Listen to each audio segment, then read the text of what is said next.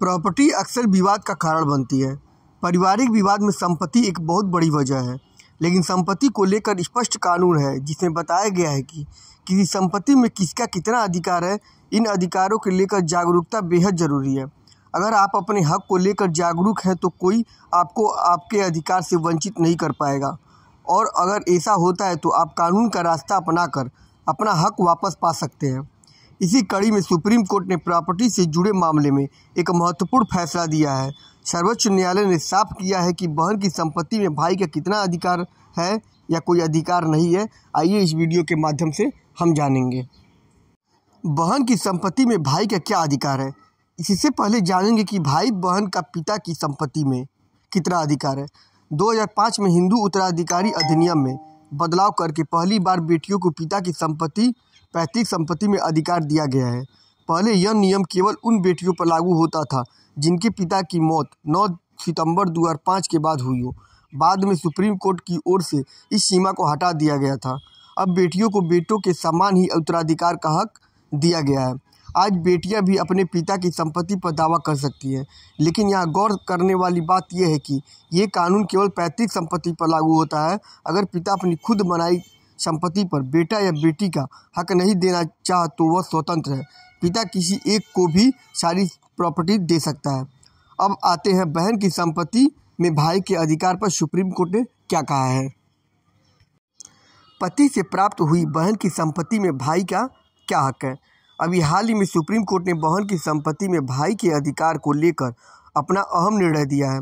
Supreme court ने कहा है कि कोई भी पुरुष अपनी बहन की संपत्ति जो उसे उसके पति से प्राप्त हुई हो पर अधिकार का दावा नहीं कर सकता है।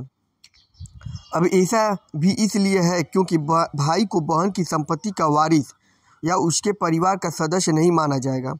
शीर्ष अदालत ने हिंदू उत्तराधिकारी अधिनियम के एक प्रावधान का हवाला भी दिया है। यह प्रावधान कानूनन वसीयत नहीं बनाने वाली महिला के मौत के बाद उसकी संपत्ति के उत्तराधिकारी से जुड़ा है, बशर्ते महिला की मौत इस नियम के लागू होने के बाद हुई हो। मामले के न्यायमूर्ति दीपक मिश्रा और न्यायमूर्ति और भानुमति की पीठ ने कहा, अनुच्छेद 15 में प्रयुक्त भाषा के अनुसार महिला को पति या ससुर अथवा ससुराल के पक्ष से प्राप्त संपत्ति पति ससुर के वारिसों को ही हस्तांतरित होगी। शीर्ष अदालत ने एक व्यक्ति की याचिका को खारिज करते हुए कहा है। बता दें कि याचिकाकर्ता ने उत्तराखंड उच्च न्यायालय के आदेश को चुनौती दी थी, जिसमें उसे उसकी विवाहित बहन के देहरादून स्थित संपत्ति में अनधिकृत निवासी बताया गया था। इस घर में उसकी बहन किराए पर रहती थी और बाद में उसकी मौत हो गई थी। जहां तक संपत्ति की बात है तो आपको बता दें कि इस संपत्ति को वर्ष 1940 में व्यक्ति की बहन के ससुर ने किराए पर लिया था। बाद में महिला का पति यहाँ का किराएदार बन गया। पति के देहांत के बाद से संपत्ति की किराएदार महिला बन गई। मामले की सुनवाई में पीठ ने कहा कि पहली अपीली अदालत और उच्च न्यायालय का फैसला सही है कि अपीलकर्ता दुर्गा प्रसाद कानून के तहत न तो वारिस है और न ही परिवार है।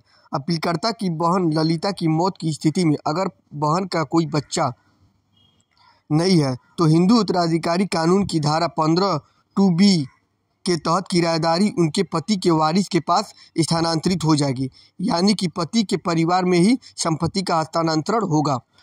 ऐसे इलीगल जानकारी के लिए हमारा चैनल जरूर सब्सक्राइब करें। धन्यवाद।